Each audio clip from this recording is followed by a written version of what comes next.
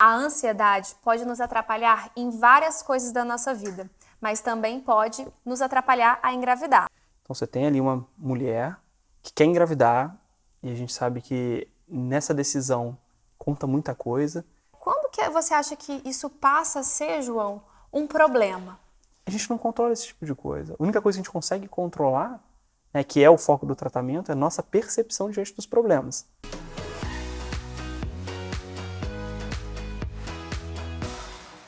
A ansiedade pode nos atrapalhar em várias coisas da nossa vida, mas também pode nos atrapalhar a engravidar. E para falar desse assunto, está aqui comigo João Marcos, neurologista, especialista, PhD em ansiedade, né, João? Ah, cara, obrigado pelo convite. É muito legal a gente estar no espaço desse para estar discutindo esse tipo de assunto. Enfim, a ansiedade é um mal do século, né? O Brasil é o país mais ansioso do mundo. Então a gente sabe que é um tema que é sempre importante estar abordando, né? Verdade. João, fala um pouquinho dessa questão da ansiedade e a dificuldade de engravidar. Tem N motivos ali, né? Você pode desde os motivos psicológicos até os bioquímicos, né? Físicos que podem trazer um estado de estresse crônico. O ansioso é aquela pessoa que está no estado de alerta o tempo inteiro. Então você tem ali uma mulher que quer engravidar e a gente sabe que nessa decisão conta muita coisa, desde uma expectativa dela, da família, ou um dever, ela acha que ela tem que engravidar, ela precisa ter aquele filho, enfim. Isso vai gerando um estado de alerta. O ansioso ele fica no estado de alerta com uma dificuldade de ter hierarquia das coisas.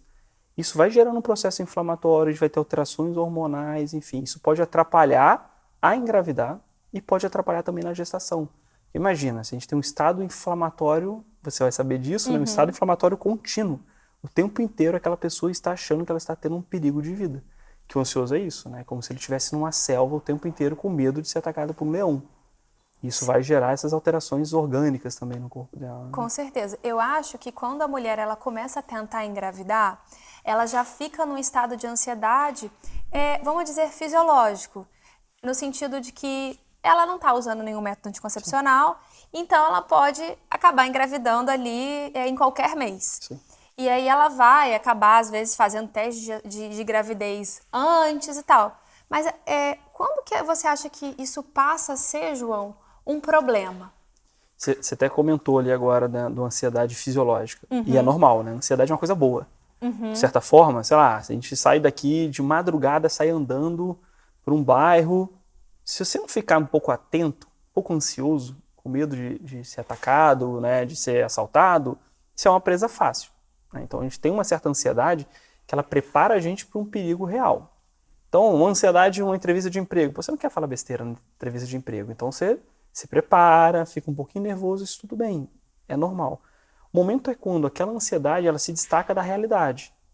Então é aquela mulher ou aquela gestante que engravidou e já começa a achar que ela tem que saber tudo, que ela tem que dar conta de tudo. Ela começa a destacar da realidade e viver na cabeça dela, né? Com medo de não engravidar, por exemplo, né? Hoje em dia a gente vê nessa tentativa de gestação, estou parando de usar um anticoncepcional, vou usar, eu vou engravidar em um mês, vou engravidar em 2, será que eu não estou conseguindo? Tem que entender algumas coisas disso, né?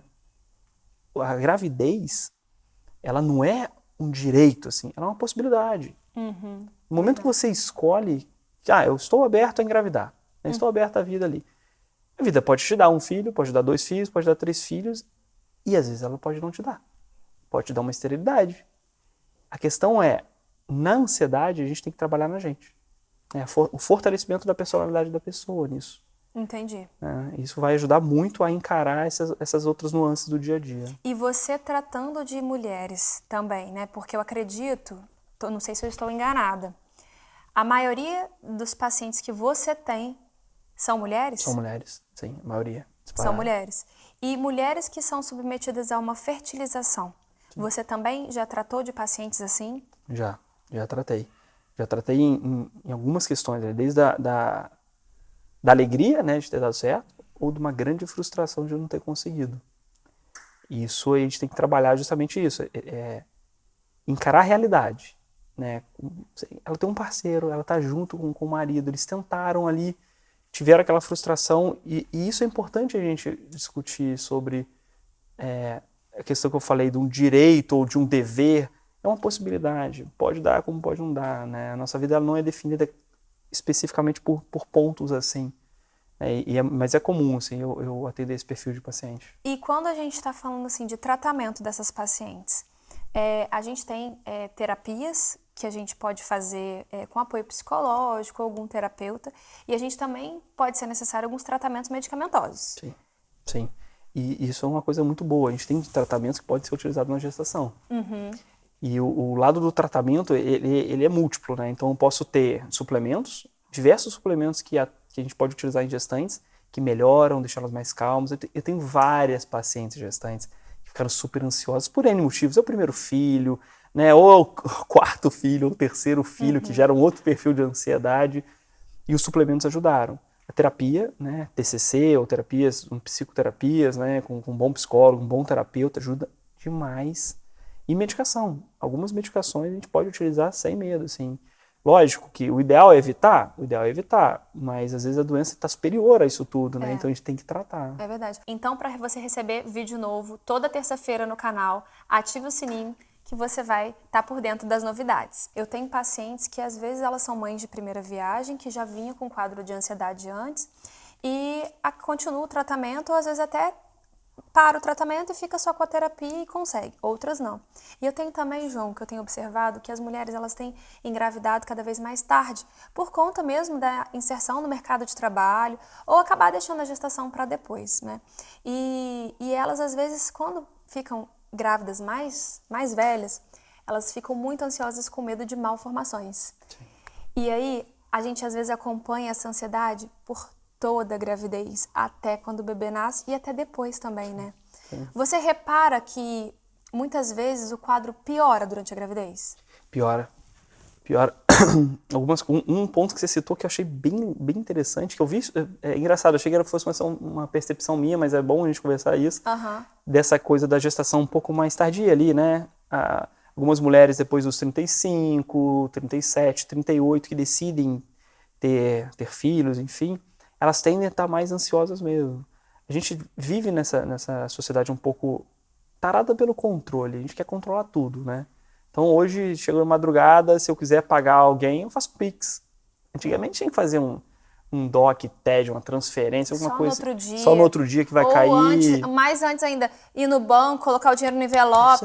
É isso aí, exatamente isso, cara. Pessoal, hoje em dia, sei lá, tem gente que já nem sabe o que é cheque mais, ou fazer um depósito de cheque, enfim. O iFood, você tá à noite em casa, cansado, você pede o iFood, você faz mercado pelo iFood. Hoje em dia a gente tem tudo muito rápido, muito à nossa mão. Existe uma questão que é a biologia, né? É um risco inerente. Assim, eu decidi não engravidar agora, quero engravidar com 39. Beleza. Não dá para controlar tudo nessa vida. Pode ter um certo risco. Por isso que eu falei, a maturidade psíquica, emocional, ela é a grande aliada no tratamento da ansiedade. A gente trabalhar esse tipo de coisa, entender, olha, tá, mesmo que não, tem alguma malformação, tem alguma outra coisa pontual, assim, a gente não controla isso tudo na vida. Ele pode trazer, né? A própria síndrome de Down. Você deve conhecer quantas pessoas eu conheço, famílias que tiveram um filho com uma síndrome de Down, alguma coisa assim, e parece que a família ficou mais bonita, mais florida, todo mundo mais alegre. É verdade. Então, a gente não controla esse tipo de coisa. A única coisa que a gente consegue controlar, né, que é o foco do tratamento, é a nossa percepção diante dos problemas. Então, foi uma decisão que eu tive na minha vida, eu tô ali com meu parceiro, eu tô ali com minha família, então tá tudo bem, vamos embora. Vamos fazer isso bem feito, com uma rede de apoio, né, com a psicoterapia, às vezes com medicação, com suplemento, enfim, N coisas, né? E pra gente só pontuar aqui, quando passa a ser uma doença mesmo, é quando isso tá afetando demais. Isso. E interferindo em outras coisas também, em outros sistemas também. Por exemplo, eu já tive ansiedade. Então, lembro que era uma taquicardia, né? Eu tive extrasístoles. E são coisas que você repara que alguma coisa não tá legal, né? Sintomas físicos, né? O que chama muito atenção são sintomas físicos. Realmente, você começa a respirar e, sei lá, o peito não enche de ar fácil, né? Você começa a tentar ali, ou é isso, assim, taquicardia do nada, meu coração acelera, não sei porquê, tava tudo bem, eu tava com a minha família aqui, tá todo mundo tranquilo, tô vendo Netflix ali, tranquilo, de repente o coração começa a acelerar. Então, esses sintomas físicos, eles chamam mais atenção. Ou então, pensamentos intrusivos, pensamentos catastróficos. Toda hora você ouve um barulho, será que alguém caiu? O telefone toca, não, será que alguém morreu? Aconteceu alguma coisa com alguém? Então, esse estado hipervigil, muito alerta, né? E trazendo um sintoma físico, isso é uma manifestação clara de que a ansiedade já transbordou o natural.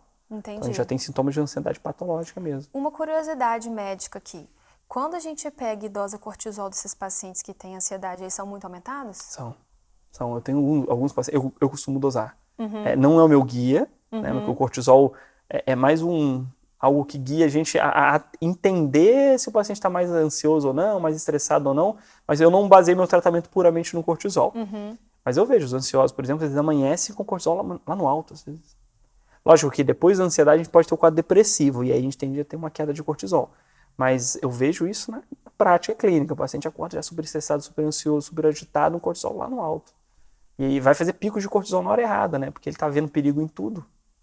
Então ele vai achar que tudo é muito perigoso, toda hora ele tá tudo muito estressado. ou ela tá toda hora pensando, né, tudo vai dar errado, tá com a gestação, tá calminha lá, né? Aí de repente, ela, é a minha primeira gestação, meu filho, como é que vai ser, e dinheiro, não sei o quê. E ela faz picos de cortisol.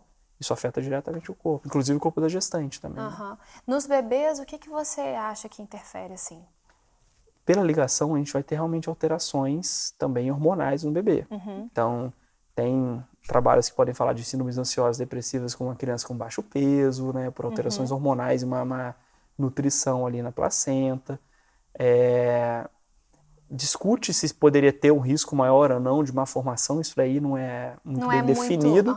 A gente sabe que questões imunológicas, peso, baixo peso ao nascer, isso já tem trabalho mais robusto mostrando. Né? A gente fala também de restrição do crescimento durante toda a gravidez, né? Sim. Que aí ele vai acabar tendo um baixo peso. É isso aí. Realmente. Sim. E quando a gente tem pacientes que associam um quadro de ansiedade com o uso de bebida alcoólica e álcool, que a gente infelizmente também pega, mas a gente tem que estar preparado para atender essa paciente e acolher, fica mais difícil ainda, né? Exato, porque o desespero faz isso, né? No desespero ela busca alguma coisa que a conforte. E aí o álcool faz isso, vai inebriar um pouco, né? Então outras drogas, enfim. E aí vai ter um somatório de fatores que realmente vão prejudicar demais. Além da taquicardia, João, esse estado de alerta constante, quais são os outros sintomas bem comuns que você pega no consultório para a gente alertar as pessoas que às vezes não se deram conta de que elas estão com ansiedade além do normal? Tá. Tremor é comum também. Algumas pessoas que tendem a ficar gaguejando um pouquinho, né, na hora de falar, no momento de maior ansiedade. Insônia, super comum.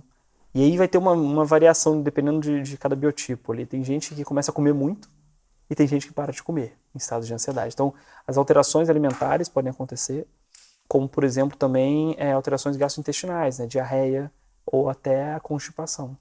Parece meio paradoxal, né? Mas você pode ter os dois extremos ali. Então, esses sintomas físicos, isso que você falou é verdade. Tem muita gente que não sabe que tá sofrendo de ansiedade, mas chega no consultório, ó, tô com insônia, às vezes eu fico tremendo, faço taquicardia, constipação.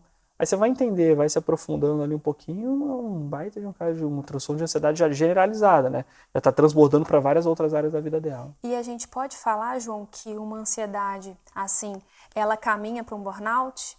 Sim, então, como que funcionaria ali, né? A gente tem os transtornos de ansiedade generalizada e a gente tem algumas ansiedades específicas relacionadas a alguns pontos. Então, por exemplo, a gente pode pegar o lado da maternidade. Pode ter uma ansiedade específica. Recém-nascido, tá com o bebezinho, super ansiosa, super nervosa. O bebê dormiu, as coisas ficaram melhores, ela relaxa. Então era só relacionado àquilo. O marido chegou, ela tá calma. A mãe chegou, tá calma. O burnout é parecido isso, né? Porque é relacionado ao trabalho. Então a síndrome de esgotamento é associada ao trabalho. Então é aquela pessoa que pensa, eu tenho que ir no banco. Bancário sofre muito de burnout, eu tenho vários bancários. Só de pensar de ir no banco, o coração acelera, dá enjoo, vomita, enfim, né? Náusea é outro sintoma muito comum de ansiedade. Então começa a ficar meio tonta, enjoada, só de pensar em trabalhar. Mas aí quando ela tá de férias, tá tranquilo, tá bem. Já o transtorno de ansiedade generalizada, aquilo já se espalha para toda a vida dela. Ela saiu do banco, ela chegou em casa, ela tá pilhada ainda, ela tá nervosa, ela não tá conseguindo ter uma relação boa com o marido ou com os filhos, né? Não consegue hierarquizar briga com o filho por qualquer coisa. Não desce daí, não faz isso aqui. Entendi. Então aí já a ansiedade generalizada já vai para todas as outras áreas da vida dela. Né? Entendi. Então deve ser difícil o diagnóstico, assim, né? É mais difícil. Necessita de estar ali com calma, boa anamnese, cutucando devagarinho e estando bem atento a esses pontos do paciente. Então, João, uma pessoa que é ansiosa, só pra gente pontuar aqui, ela pode ter uma diarreia ou uma constipação. Ela pode ter fome ou, às vezes, inapetência. Ela pode, né? Então, isso, na mesma pessoa, ela pode ter sintomas diferentes quando ela tá ansiosa. Exatamente. Ela pode oscilar, esses sintomas podem mudar na mesma pessoa e, assim, sei lá, 1 semana, 2 semanas. Isso pode fazer umas oscilações, assim, sem ter uma regra clara. Entendi. Exato. Então, isso até é um sintoma de ansiedade, né? Essas mudanças bruscas, né? De sintomatologia. Isso também é um sintoma de ansiedade. O que acaba gerando mais ansiedade na pessoa. Não sabe o que ela tem. Porque ela não sabe o que ela tem, não sabe que cada vez está de um jeito, né? É isso aí. É verdade. Exatamente. E tem alguma coisa que a gente possa falar para as pessoas para melhorar essa ansiedade? Seja materna ou não? Sim, é a atenção, né? A atenção. O ansioso, ele perde a atenção. Ele não consegue mais olhar as coisas com clareza. Ele sai do mundo real, sempre uso esse termo porque, imagina, se eu começo a ficar sempre preocupado com tudo, eu perco o que realmente tem importância para mim. Então, para uma pessoa com muita ansiedade, para as mães com muita ansiedade, para as gestantes com muita ansiedade, ela se pegar as coisas concretas que estão ali. Sei lá, tá ali com uma vidinha dentro dela, sabe? Crescendo, tem uma família bonita que tá ali. Provavelmente as outras coisas não têm tanta importância. A gente tem que recalibrar o olhar ali para o que realmente tem importância. A hierarquia acho que é o ponto principal. Voltar a ter hierarquia das coisas que importam na vida, né? É difícil. Aí você precisa de ajuda, você tem suplemento, que bioquimicamente você pode estar faltando algumas coisinhas, enfim. Aí tem toda essa trajetória que a gente está falando. Né? Entendi. E se conhecer, né?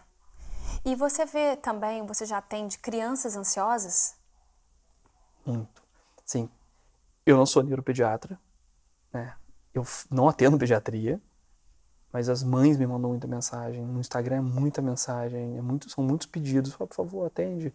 Ah, não, ele já tá com 14, ele já tá com 12, por favor. Aí, dependendo do que se é um transtorno de ansiedade, eu até abro mão ali da faixa etária que eu atendo. E não, vamos lá, vamos fazer uma consulta aqui, eu vou analisar mesmo, vou ver se é isso. Dependendo do que for, eu realmente encaminho para um outro colega e tal.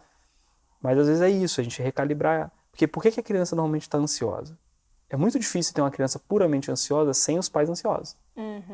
Você imagina uma criança que jogou morango no sofá. Meu sofá tá sujo de morango. E aí jogou morango no sofá. Aí a mãe chega, não acredito que você jogou morango, e começa a brigar. Aí na semana seguinte, a mãe chega, tá o irmãozinho com o outro, com uma navalha, fingindo, vamos fazer a barba, com uma navalha perto da carótida. Aí chega a mãe e grita, não acredito que você tá com a navalha.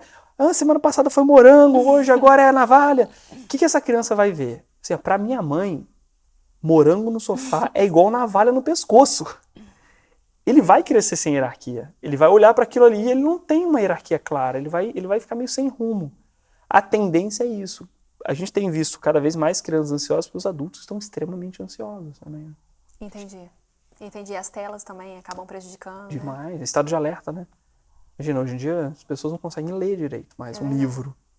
Uma vez eu estava vendo, a gente estava conversando sobre essa questão do 2x, né?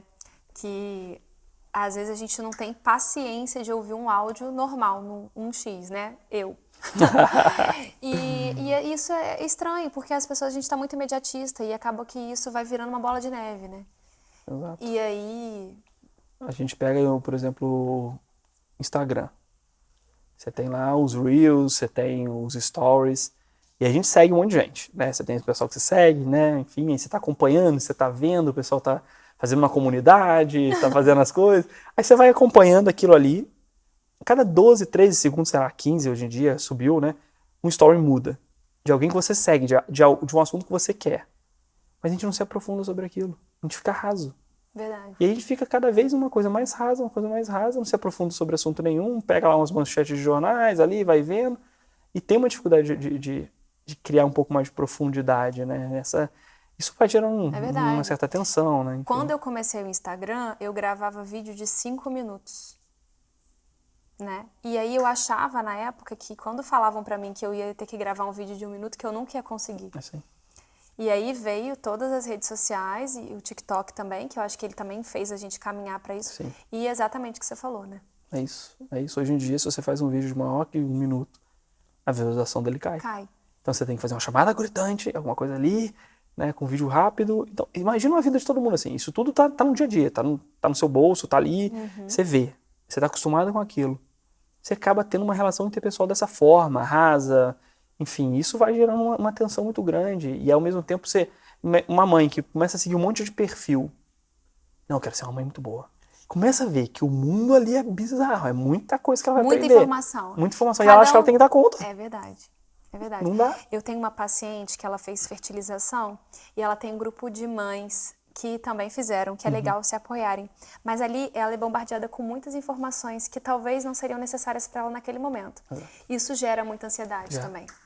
O senso de pertencimento, tá num grupo, isso é muito legal, mas às vezes pesa a mão. E aí começa a receber um monte de informação, um monte de coisa, e aí ele vai ficar, peraí, sei lá, eu tenho que dar conta disso tudo. E aí entra aquela desconexão da realidade de novo. Ela acha que tá tudo dependendo dela. Então, se ela for forte o suficiente, ela dá conta de tudo. Se ela não tá dando conta de tudo porque ela é fraca, isso é mentira. Ninguém dá conta de tudo. É verdade. Isso não existe. A gente tem uma curva de aprendizado. Pô, a nossa mãe teve o primeiro filho, a nossa avó teve a primeira filha e ela teve as angústias, né, as dificuldades que toda mãe tem de primeiro filho, enfim. Né, e na época nem tinha fralda descartável. Cara, a gente tá no melhor momento pra se ter filho. Tem comida rápida, tem Pix, você tem que fazer tudo imediato, tem fralda descartável, você tem lenço umedecido, É verdade. tem um monte de coisinha ali que facilita pra caramba. verdade. E as pessoas estão cada vez com mais medo. Verdade. Porque mais controle, você quer controlar mais É ainda, verdade. né? A gente tá numa geração, esses dias eu vi um rapaz falando, Pablo Marçal, que a gente tá numa geração que as pessoas preferem ter pet do que filhos, né? É isso. Então é exatamente isso, o controle. mas é isso. Né? Bom, mas a gente quer agradecer você por estar aqui, esse papo de ansiedade. Falar também que você tem um curso sobre esse tema, para as pessoas se aprofundarem, porque vale a pena quando realmente, né, tem o diagnóstico, entender o que está acontecendo, olhar para dentro de si. Entender, ter um caminho pra ser traçado, né? Dá pra sair disso, né? É Dá verdade. pra sair, pô. Às vezes a gente precisa só de um caminho, de alguém pra guiar ali, mostrar algumas coisas que a gente tem que recalibrar, mas dá pra sair. Tá? É verdade. Certeza. Obrigada, viu, João? Eu que agradeço. Então, ó, para você receber toda terça-feira um vídeo novo, se inscreve no nosso canal. Momento Moderna. Toda terça-feira um vídeo novo aqui no canal. Se inscreva, ative o sininho e fique por dentro de todas as novidades. Um oferecimento Drogaria Moderna. Conheça o Espaço Saúde Moderna, com serviços de assistência farmacêutica como aplicação de injeção, teste de glicemia, aferição de pressão e muito mais, em lojas selecionadas. Acesse drogariamoderna.com.br e saiba mais.